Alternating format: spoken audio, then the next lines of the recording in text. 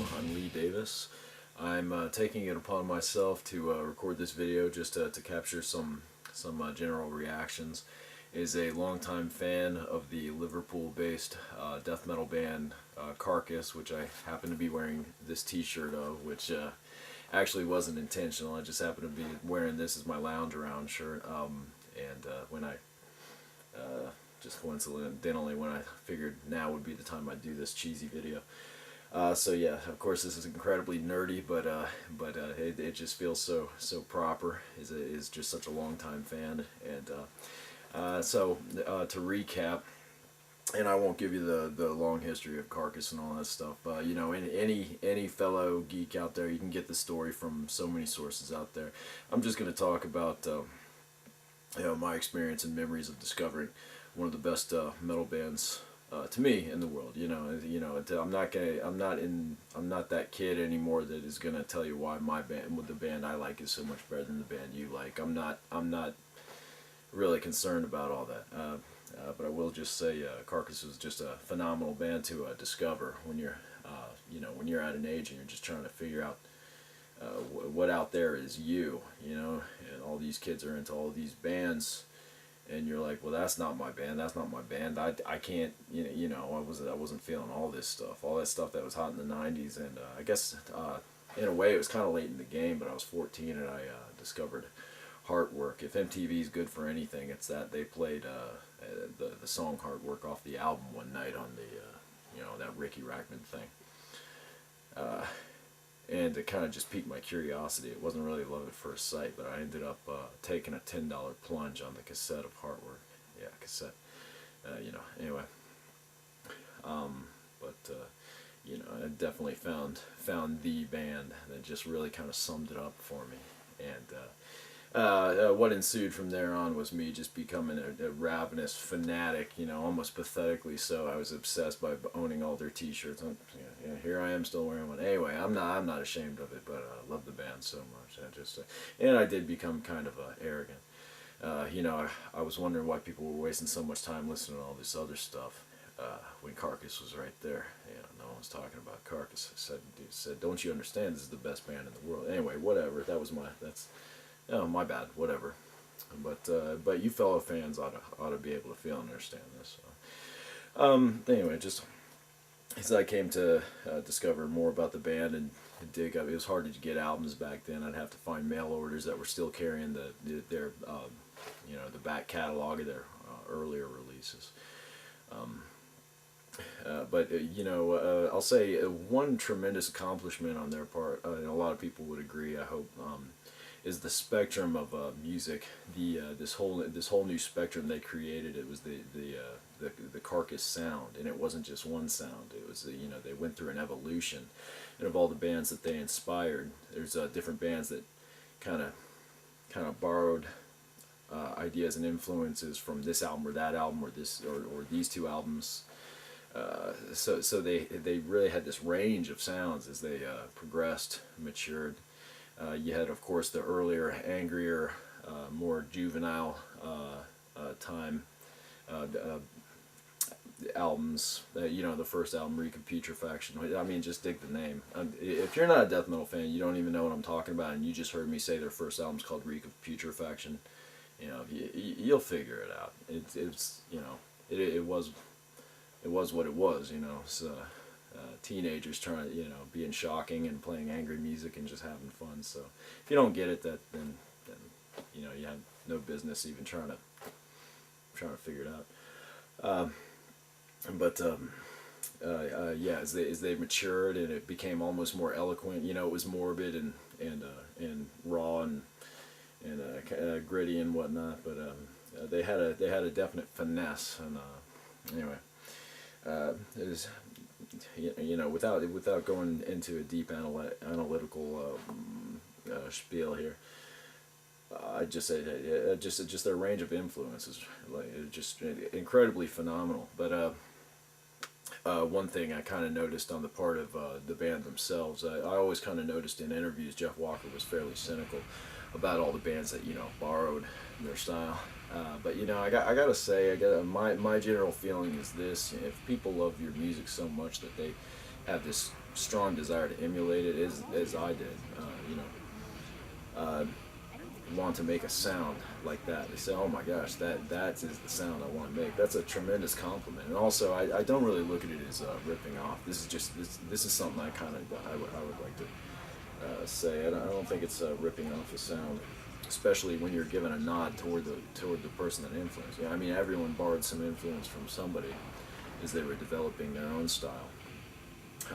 And not only that, but it's not stealing your record sales either. You know, if a younger fan discovers something by a band that was inspired by Carcass, they're typically going to say, you know, once they hear that a band called Carcass influenced this band, they're going to go to it. I think that's just common sense. I would just say I don't think there should be such cynicism. That I think I would be very proud if I was in a band that had so many people trying to sound, imitate, capture the essence of my work.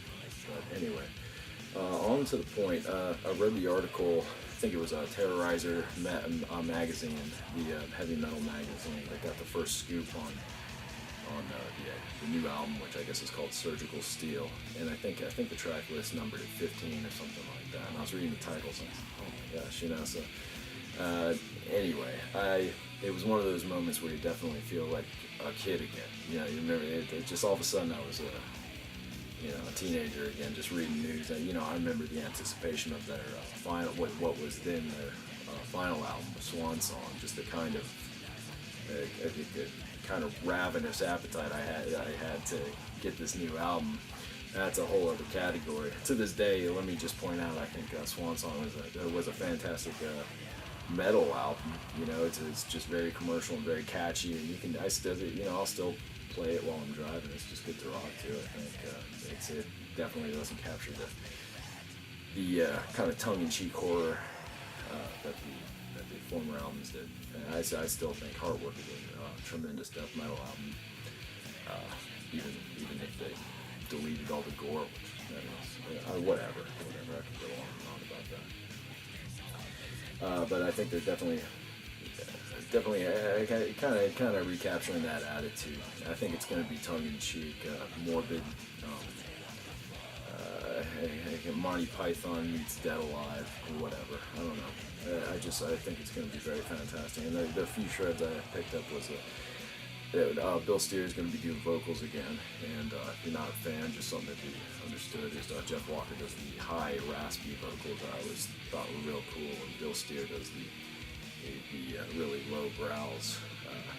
And then I also heard that Ken Owen was going to be brought in to do some additional vocals. He had medical problems. I can't give you the full details, but I believe he was in a coma, aneurysm, I think, brain hemorrhaging, and it came out of it. So, which obviously, great guy. So it's just good to know he's doing well. But apparently, you know, obviously you're not going to want to start pounding out drums for a death metal album, maybe. But it's real cool to know he's going to be doing vocals. So anyway, that's just fantastic news. And by vocals, of course, I keep on imagining non-death metal aficionados, so to speak, hearing this and just saying, what the heck? But by vocals, of course, I mean very monstrous sounds, which makes it all the more entertaining when you hear these guys talking. They're just kind of mild-mannered British gentlemen that love playing heavy metal in the morbid sense. So anyway, yeah, I was just real excited about that. Just to know they have a new album coming out is really, really cool, and they definitely are my favorite band. I think Cannibal Corpse kind of took the top slot just because they, while Carcass was on his 17-year hiatus, is a living band that I still love. Of course, I love all the classics, but. I'd have to say Carcass is definitely probably my favorite band of all time if I really had to choose one to this day. Ever in existence, it's probably got to be. I'd have to go with Carcass still. So yeah, I'm just definitely feeling like a teenage fanatic all over again. I don't live in my parents' basement, though. I promise.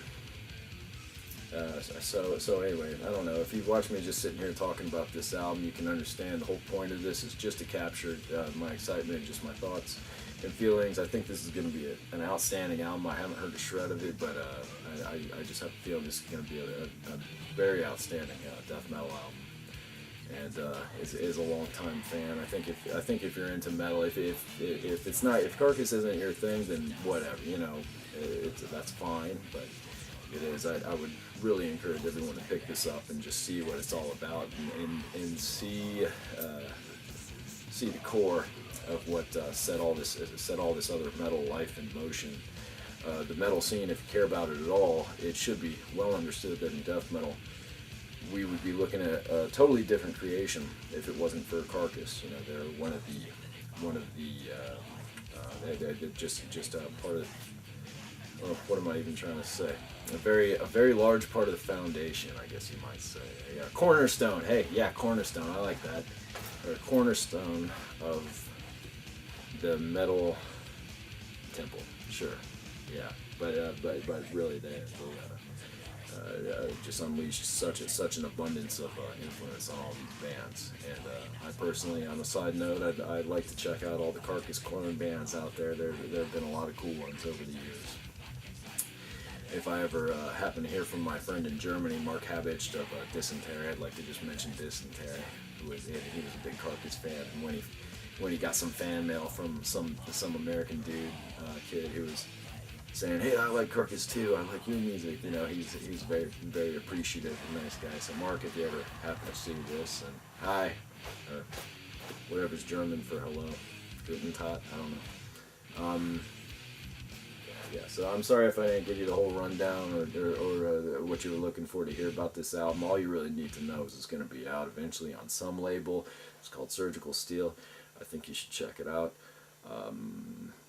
And Carcass, whether you think I'm, or no matter what you think, I'd just like to say you're welcome for the free advertisement. No, I wouldn't be.